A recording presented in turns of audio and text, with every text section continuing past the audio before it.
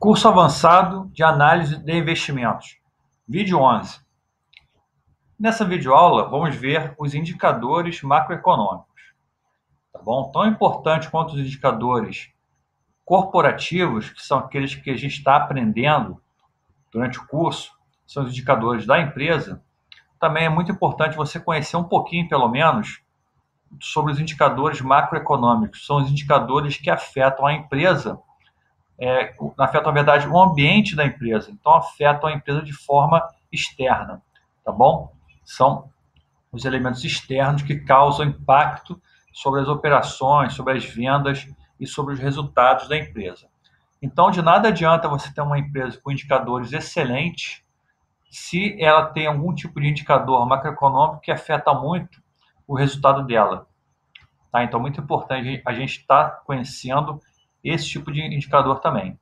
Lógico que esse não é o foco desse curso, tá bom? Mas é importante também, eu acredito que é importante a gente dar pelo menos uma breve introdução sobre esses indicadores. Tá? O mercado de ações é fortemente influenciado pelo desempenho da economia. Isso é óbvio, né? Esse desempenho é espelhado por diversos indicadores macroeconômicos. Então, ter uma base de conhecimento é muito importante. Os principais são, né, o PIB e os ciclos econômicos, a inflação, tá, o indicador de inflação, a taxa de câmbio e a taxa de juros. Tá, são os quatro principais indicadores macroeconômicos que afetam o desempenho. Existem outros, lógico, existem indicadores também microeconômicos, indicadores setoriais, mas aí seria estender muito, né, a nossa aula. Isso aos poucos você vai aprendendo, você vai desenvolvendo esse conhecimento, tá bom? Aqui também a ideia do curso não é esgotar todas as possibilidades, tudo bem? Então vamos lá. Você tem indicadores econômicos, o primeiro que é o PIB e ciclos econômicos, tá bom? Vamos lá então a ele. O PIB é o principal indicador econômico, ele mede a riqueza gerada na economia. Tudo que é produzido e gerado é medido pelo PIB. Tá? Então, o PIB mede a produção de riquezas da economia. Não cabe aqui também a gente ficar discutindo como esse PIB é medido. Tá? É importante você entender que o crescimento do PIB significa que a economia está crescendo. E a redução do PIB que a economia está em recessão. Tá bom? Então, para os investidores em ações, é particularmente importante entender a variação do PIB ao longo do tempo. Tá? As variações principais são as seguintes: crescimento econômico é o crescimento do PIB. A recessão econômica é a redução do PIB. Estagnação é o PIB com variação muito pequena ou próxima de zero. A relação fundamental que existe entre o PIB e as ações é a seguinte: quem faz a riqueza, quem gera a riqueza, invariavelmente são as empresas, tá? Ou as empresas ou o setor público, né? Porque as pessoas, você recebe o seu salário, você recebe os seus proventos, ou se você é empresário, você recebe o seu lucro, né? Gerado pela economia. E quem gera a economia? As empresas e o poder público, o governo. As pessoas recebem os salários, os consumidores recebem o seu salário ou das empresas, ou do poder público. Então, toda a força de consumo é gerada, é movida, né, por essa força ligada à economia. Então, as empresas, elas acabam, no final das contas, sendo o grande elemento propulsor do PIB. O Estado, né, o governo não tem dinâmica. Né? O governo ele apenas acaba a economia pública ela acaba seguindo, né, na esteira da economia privada, tá bom? Então vamos lá. O crescimento econômico medido pelo PIB não ocorre de forma linear e harmônica. Isso é muito importante. Ela ocorre em ciclos. Tá? Você tem aí esse gráfico que você está vendo, essa figura aí, né, dessa senoide, que é uma curva, né? Então, a economia ela se move sempre nesses ciclos econômicos aqui, ó, essa curva aqui, tá vendo? Estou destacando aqui amarelo. O processo ocorre em ciclos que alternam períodos de crescimento e prosperidade com períodos de decrescimento e recessão. Esses movimentos caracterizam os ciclos econômicos. Em média, os ciclos duram de 5 a 10 anos. Isso aqui é muito importante, tá? Em média, eles duram de 5 a 10 anos. Pode durar mais, pode durar menos. Tudo bem? Então não tem assim, mas é a minha média de 5 a 10 anos. Nos picos ou cumes, nessa parte aqui, ó, onde está no máximo, né? Eu estou desenhando aqui no gráfico. Olha só, os picos aqui, ó, a renda é maior, existe mais emprego, as vendas estão no máximo, assim como a lucratividade das empresas. Nos vales, que são os pontos mais, né, mais lá embaixo, são os pontos extremos da contração econômica. O cenário é o inverso. Você tem alto desemprego, renda baixa, vendas reduzidas e lucratividade média baixa também. Tá? Então, a economia se move dessa forma. Obviamente, os ciclos econômicos afetam o desempenho das ações das empresas negociadas na Bolsa de Valores. Em geral, se espera a valorização das ações no ciclo de crescimento do PIB e o vice-versa, ou seja, quando o ciclo está negativo, espera-se também o decrescimento do valor dessas ações. Por quê? Porque se a economia está diminuindo, o que está diminuindo, na verdade, é o lucro das empresas. E como acionista, né, as pessoas esperam obter esse lucro. Então, os preços desvalorizam. As pessoas vendem as ações com receio de não ter o resultado que elas esperam no futuro. Então, o preço tende a desvalorizar. Entretanto, algumas empresas e setores têm comportamentos diversos. Isso aqui é interessante, tá? Isso aqui é um ponto que é importante nesse ponto aqui do PIB. As empresas e o valor das suas ações podem ter comportamentos cíclicos, resilientes ou contracíclicos. Isso aqui é muito importante em relação aos ciclos econômicos. Então, você ouviu falar, a Vale é uma empresa cíclica, né? A Lojas Americanas é uma empresa cíclica. O que isso quer dizer? Quer dizer que elas variam de acordo com o ciclo da economia.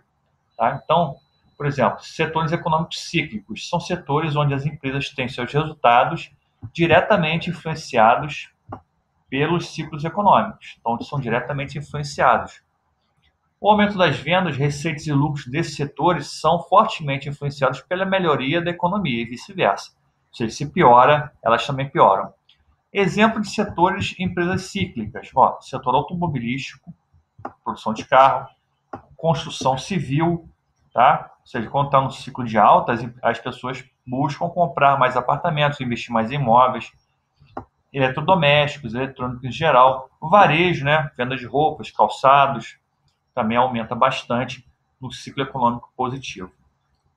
Então, espera-se valorização das ações no ciclo econômico de alta e desvalorização das ações no ciclo econômico de baixa. Aqui estão alguns exemplos, né, de empresas desses setores, ó, Lojas Americanas, a Marco Polo, a Whirlpool, que é uma produtora, a empresa que produz eletrodomésticos, a Cirela, que é uma empresa construtora, tá bom?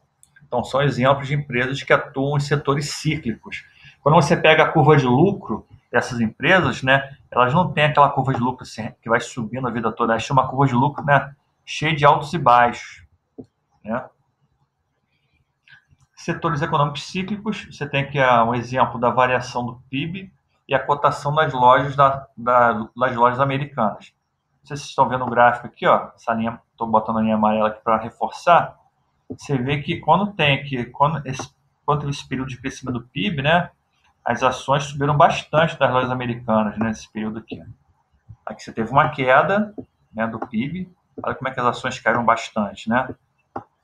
Aqui você teve uma nova alta, né? Aqui só esse 2012, 2011 que teve uma tendência meio esquisita, né? Com o preço, ela tendo uma valorização mesmo com o PIB caindo. Mas, em geral, empresas do setor de varejo, elas seguem muito próximo à variação do PIB.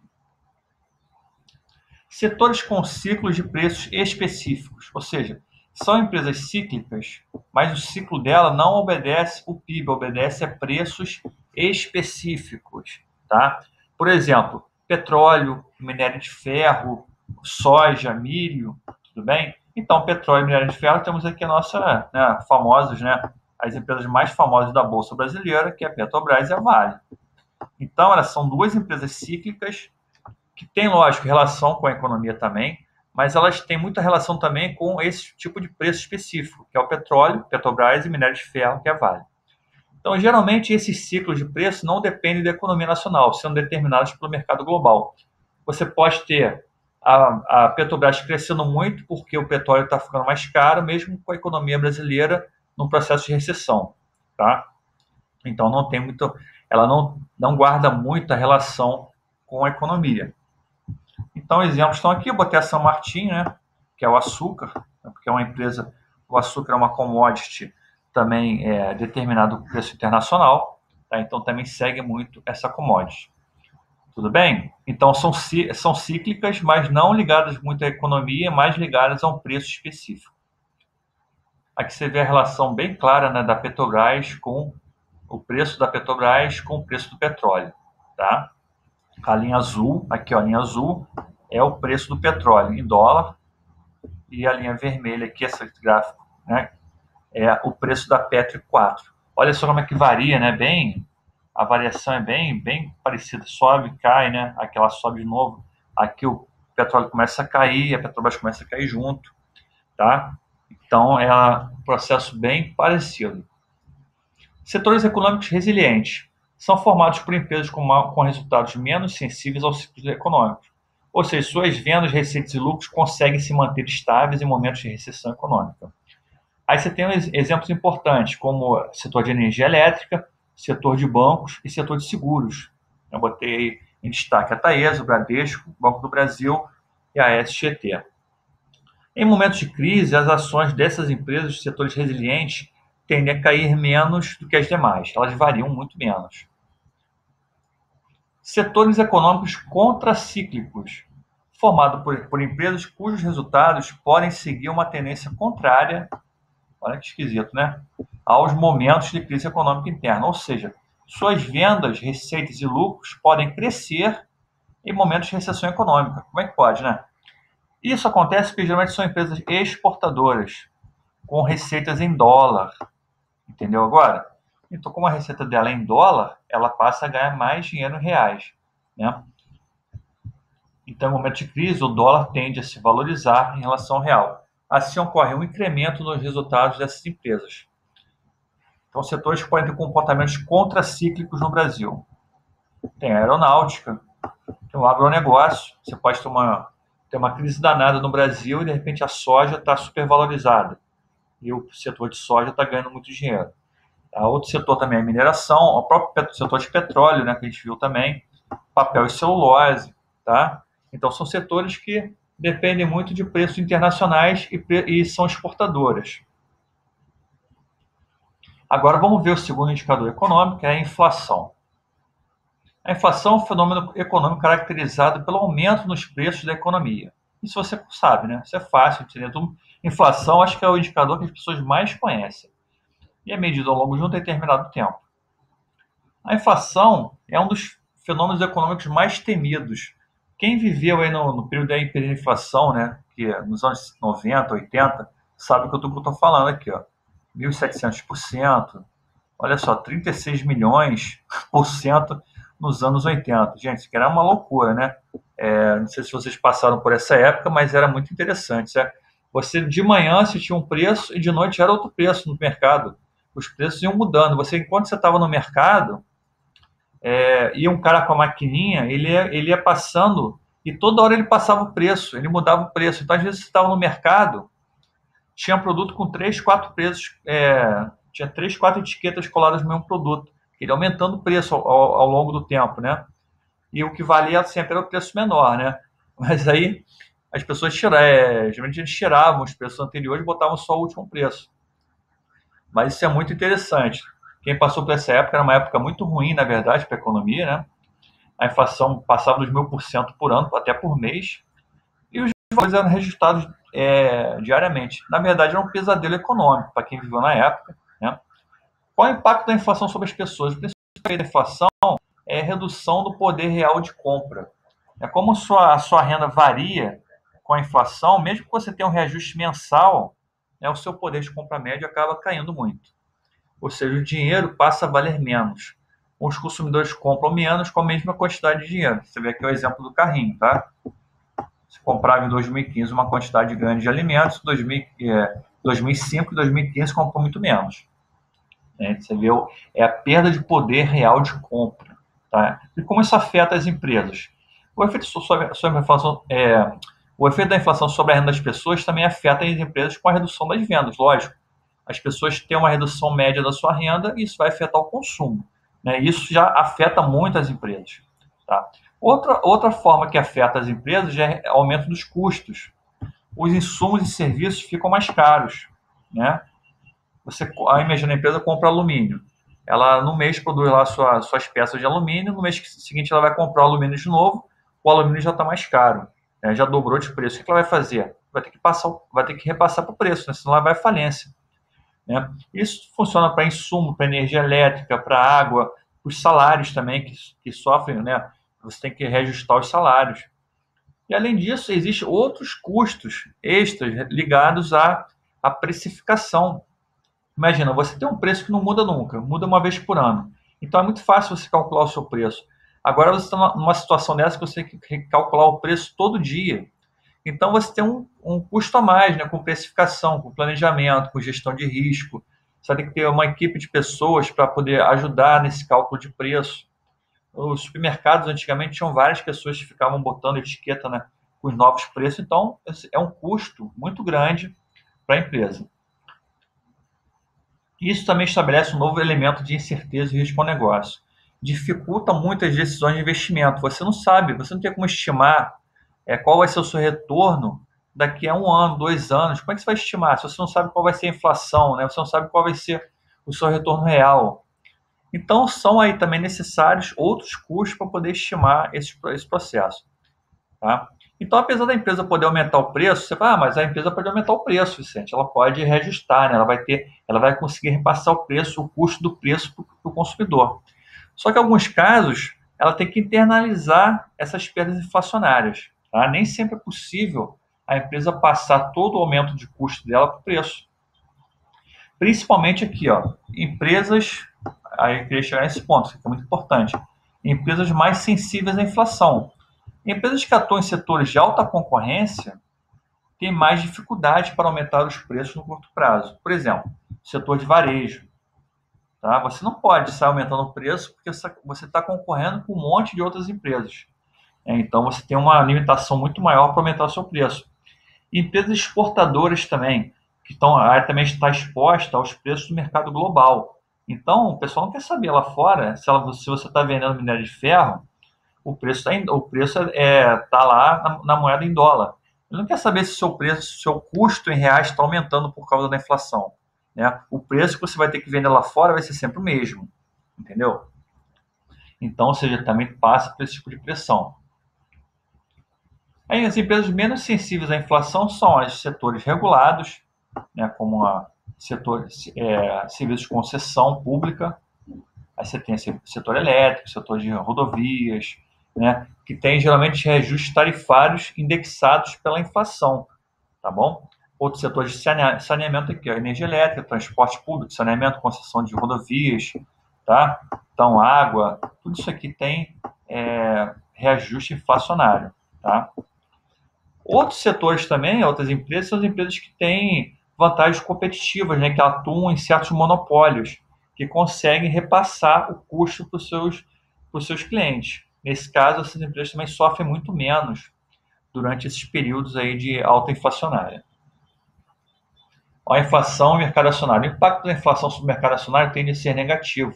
Ou seja, quando a inflação aumenta, tá, a bolsa tende a cair. Tá bom? Então, é um impacto negativo. Isso devido ao efeito da inflação sobre o resultado médio da empresa. Da mesma forma que a inflação reduz a renda média das pessoas, ela também reduz os resultados médios da empresa. A incerteza macroeconômica, isso é muito importante, tá? Inerente ao processo inflacionário. Quando você tem inflação alta, isso aumenta e muito, né, os riscos percebidos pelos agentes econômicos. Isso reduz investimento, reduz decisões de compra. Então, as pessoas gastam menos, os empresários investem menos, isso acaba impactando, né, na economia. Efeitos negativos das políticas anti-inflacionárias. Isso também é muito, muito sério, né, porque o governo tende a tomar medidas recessivas, né, monetárias e fiscais para tentar reduzir a inflação, e isso acaba impactando mais ainda a economia. Como, por exemplo, a elevação da taxa de juros. Tá? Quando você pode ver que sempre tem algum tipo de notícia sobre aumento da inflação, vem logo uma notícia, né, vem logo os rumores sobre o aumento da taxa Selic. Esse gráfico aqui é muito claro, né? Ele mostra que, ó, esse período aqui você tem a linha azul, é o IPCA. Você tem uma tendência de alta aqui bem clara, né? Entre 2012 e 2016, você vê que a tendência de Ibovespa é uma tendência de baixa, né? Olha só. E aqui quando a IPCA começou a cair bastante, né, a partir de 2016, o Ibovespa começou a assumir uma tendência positiva, tá? Então tem uma certa correlação negativa. Você vê isso é bem claro no setor de varejo, tá? Como vimos, empresas do setor de varejo tendem a sofrer mais com o aumento da inflação. Você vê que o caso da Magazine Luiza, né, como é que foi bem forte isso, né?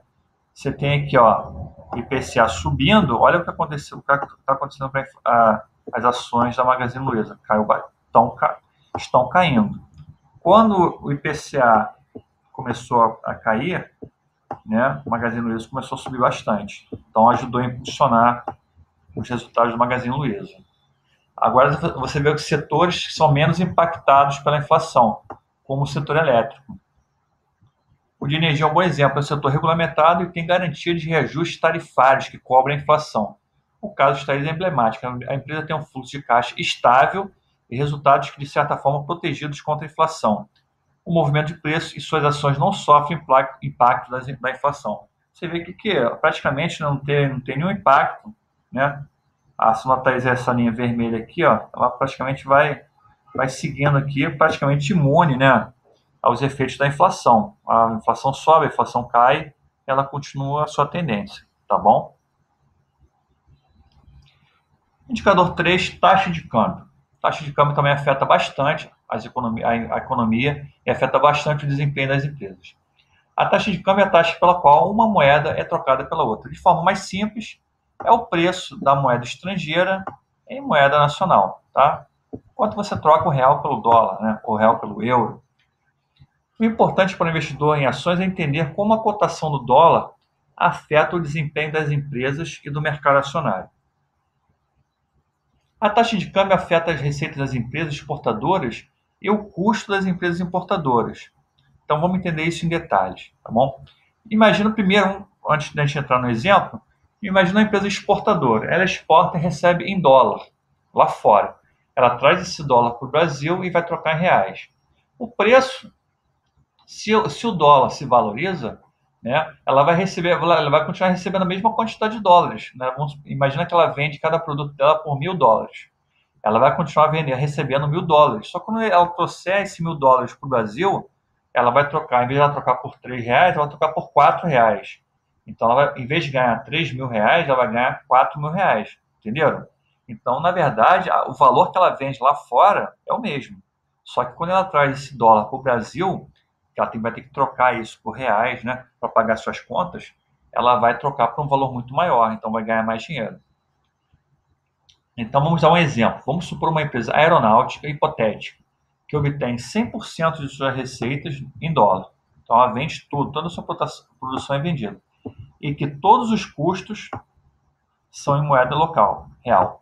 Tá? É hipotético, porque, lógico, tem a Embraer, que você conhece, né? Só que a Embraer não tem 100% das suas receitas em exportação e também não tem todos os custos em reais, tá bom? Estou botando aqui, nesse caso, só para ficar mais claro e mais fácil de você entender. Então, nesse caso, 100% são receitas em dólar. Suponha que o custo de produção de um avião seja de R$1 milhão, tá? Reais. Olha aqui, o Rzinho do reais. E que o preço de venda seja de $2 milhões, tá bom? Então, ela gasta R$1 milhão para produzir e vende lá fora por R$2 milhões. Então, considerei uma taxa de câmbio de R$3 para um dólar. Então, a receita por cada unidade vendida em moeda será de R$6 milhões. Entenderam? Por quê? Ela vende lá fora por quanto? Por $2 milhões, né? Que 2 milhões. Qual é a taxa de câmbio? 3. Né? Então, cada dólar vai multiplicar por 3, então vai virar R$6 milhões, tá? Em reais. Entendeu isso? Então, o lucro da empresa então será de quanto? A receita é de 6 milhões, qual o lucro? 5 milhões. Por quê? Você vai pegar os 6 milhões de reais. Qual foi o custo? 1 milhão de reais. Está aqui, ó, o custo. O custo está aqui, 1 milhão de reais. Tá bom? Então, o lucro dela vai ser de 5 milhões de reais. Entenderam? Agora vamos ver o efeito de uma variação no câmbio. Supõe uma desvalorização do real frente ao dólar. Ou seja, isso é uma valorização do dólar. Tá? O dólar passa a valer R$4. Está aqui, ó. Quando o real desvaloriza, o dólar valoriza. Tá? Isso é fácil de entender. Só pensar na relação. O preço de venda em dólar não muda. Tá? Quanto custa o avião? 2 milhões de dólares. Ele vai continuar custando quanto? 2 milhões de dólares. Tá? Então não muda. Entendeu isso? Então pensa bem. Ela continua vendendo o avião lá fora por 2 milhões de dólares. Tá? O custo de produção também não muda nada. Continua sendo 1 milhão de reais. Isso aqui é o custo de produção. Por que não muda? Porque o custo de produção dela é todo em reais. Como variou só a taxa de câmbio, então o custo de produção também não muda. Entretanto, o que vai acontecer? A empresa vai vender o avião lá fora por 2 milhões de dólares. Né? Vendeu, aqui ó, 2 milhões. Vendeu por 2 milhões. A taxa de câmbio era 3. Passou para quanto? Passou para 4. Tá? Passou para 4. O que vai acontecer então? Você vai pegar 2 milhões de dólares e vai converter em reais. Vai multiplicar agora por 4. Então, a empresa vai ganhar 8 milhões. Nossa, foi feio, né? 8 milhões de reais. Está aqui, ó. Entretanto, com a nova taxa de câmbio, a receita em reais que a empresa passa para 8 milhões, que são 2 milhões de dólares vezes a nova taxa de câmbio, que é de 4 por 1. Assim, as receitas aumentam na mesma proporção da variação cambial. O lucro da empresa vai passar para 7 milhões. Lembra que era 5 milhões por avião? Vai passar para 7 milhões.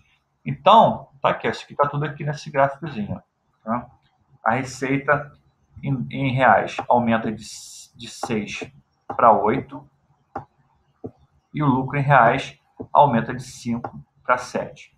Então, é por isso que quando você tem essas notícias de valorização do dólar, as empresas exportadoras aumentam tanto a sua cotação, porque elas vão receber mais reais por suas vendas em dólar. Elas vão passar a ganhar mais. Então, se espera que tenha maior lucro.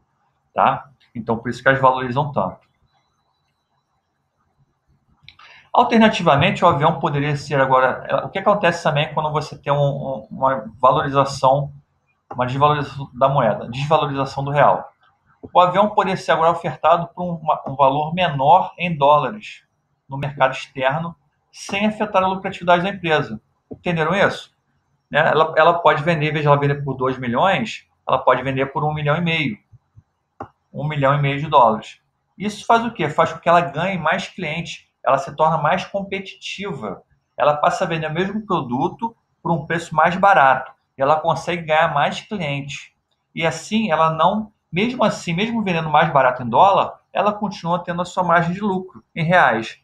Né? Isso é muito interessante. É por isso que vocês veem muitos políticos criticando, né, a China, porque a China ela tenta manter uma política de câmbio desvalorizado de propósito.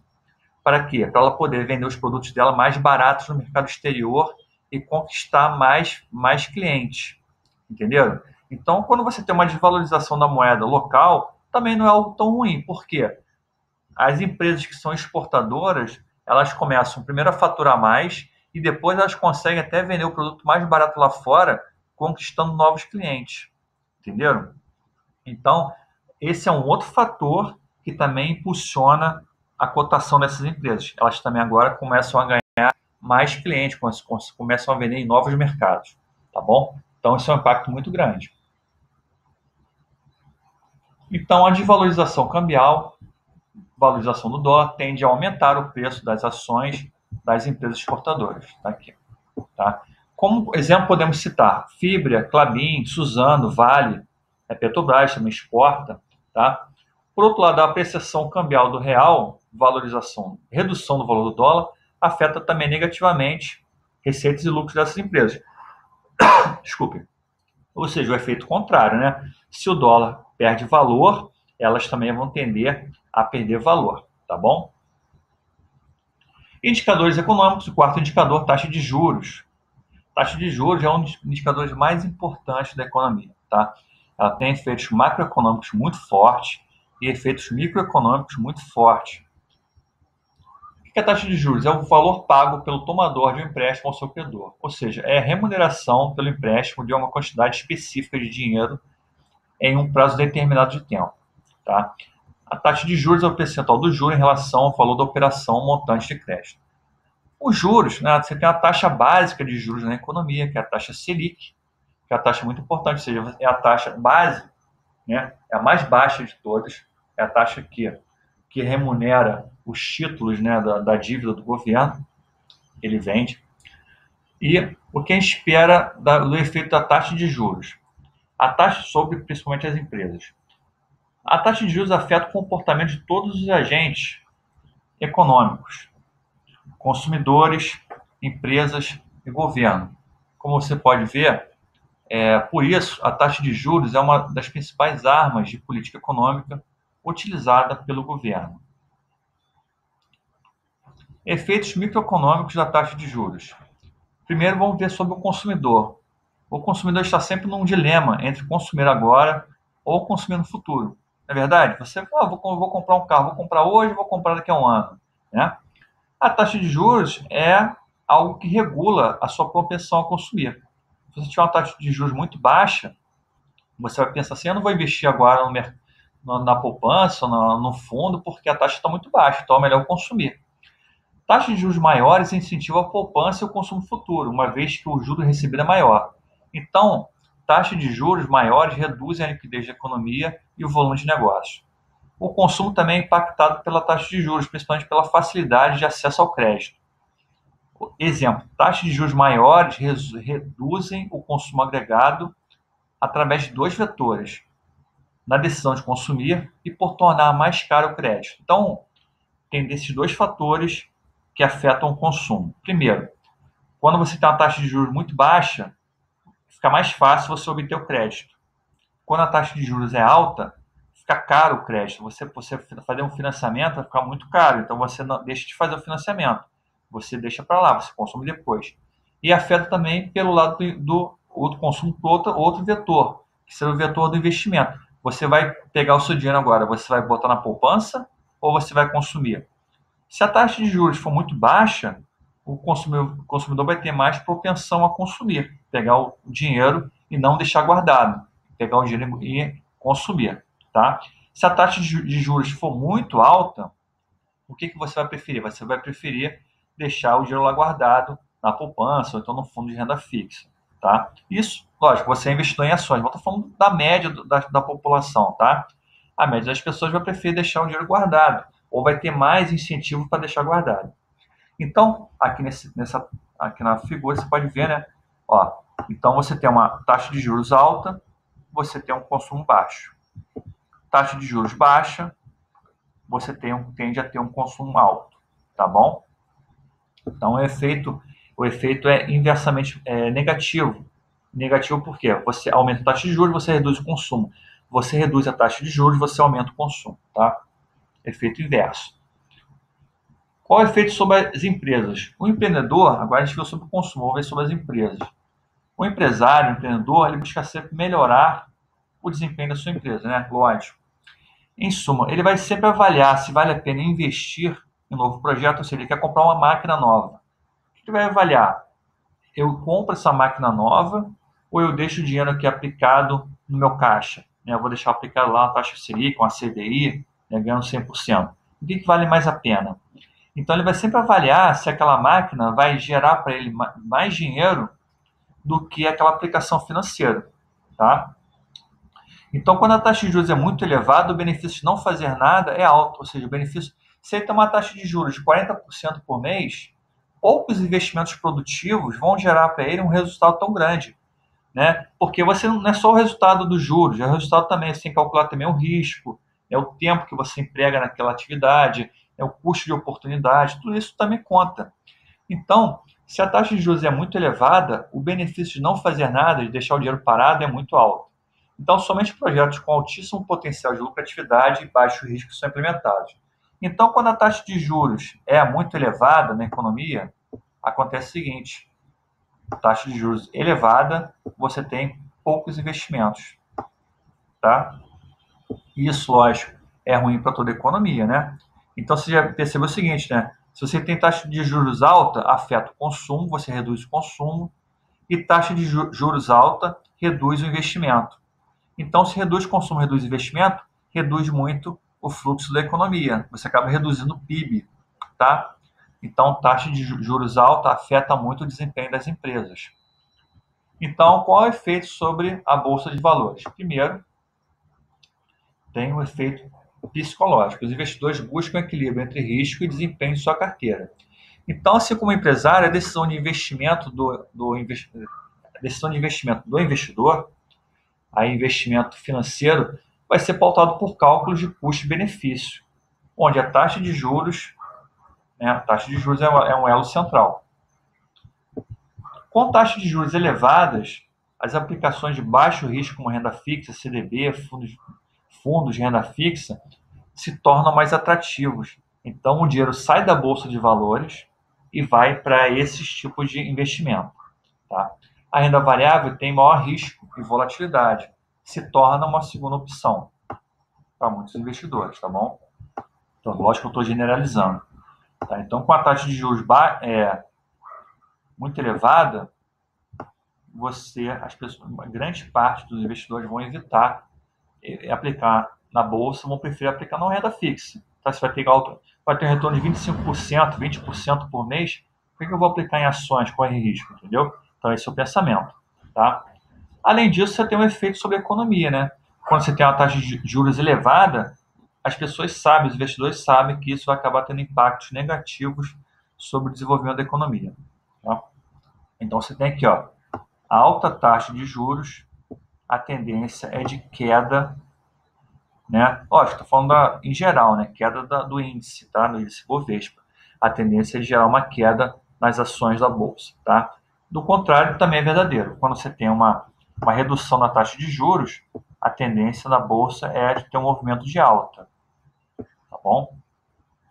Olha só esse gráfico como é que é impressionante, tá? A linha azul é a taxa Selic. Olha como é que ela manteve uma tendência de baixa aqui, né? Nesse período, né? Como é que a bolsa teve uma tendência de alta, tá bom? E aqui quando começou, né, ela subir, a bolsa começou a cair, tá? Aqui de novo, a bolsa está caindo, né? Quer dizer, a Selic caindo e um movimento de alta